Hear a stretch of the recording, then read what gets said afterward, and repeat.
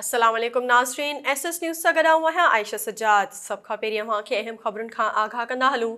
सिंध में बरसात जा हान्या जारी आहिनि। मुख़्तलिफ़ वाक़िअनि ऐं हादसनि में हिकु औरत समेत 2 ॼणा फ़ौत, केतिराई ज़ख़्मी थी पिया। सूबे जे 9 ज़िलनि जा 723 ॻोठ आफ़त सटियल करार ॾिना विया आहिनि।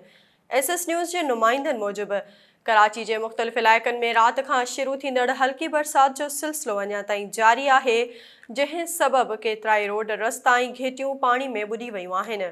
बरसात सबबि इंटरमीडिएट बोर्ड कराची में अॼु थींदड़ समूरा पेपर मुलतवी कया विया आहिनि। हैदराबाद में राति देर सां तेज़ बरसात सबबि अक्सर इलाइक़नि में पाणी भीजी वियो। माण्हुनि खे सख़्त ॾुखियाईनि खे मुंहुं ॾियणो पियो।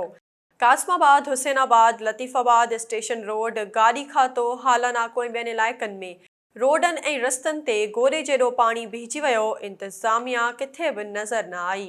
होॾां इस्लामकोट ऐं भरपासे जे मुख़्तलिफ़ ॻोठनि ते खिवण ऐं गजगोड़ सां बरसात जो वसकारो थियो। बरसात दौरान मुख़्तलिफ़ ॻोठनि में खिवण किरण जे वाक़िअनि में हिकु औरत ऐं हिकु पीरसन फ़ौत ऐं 2 ॼणा ज़ख़्मी थी पिया। होॾां सिंध जे 9 ज़िलनि जा 723 ॻोठ आफ़त जो शिकार करार ॾिना विया आहिनि।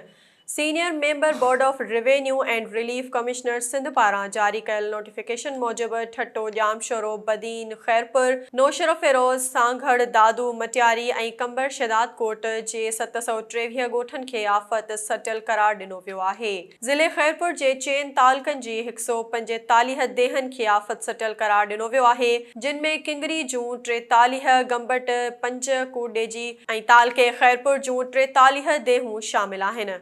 नोटिफिकेशन में मुतासिरनि जी बहाली लाइ हंगामी क़दम खणण जी सिफ़ारिश कई वई आहे।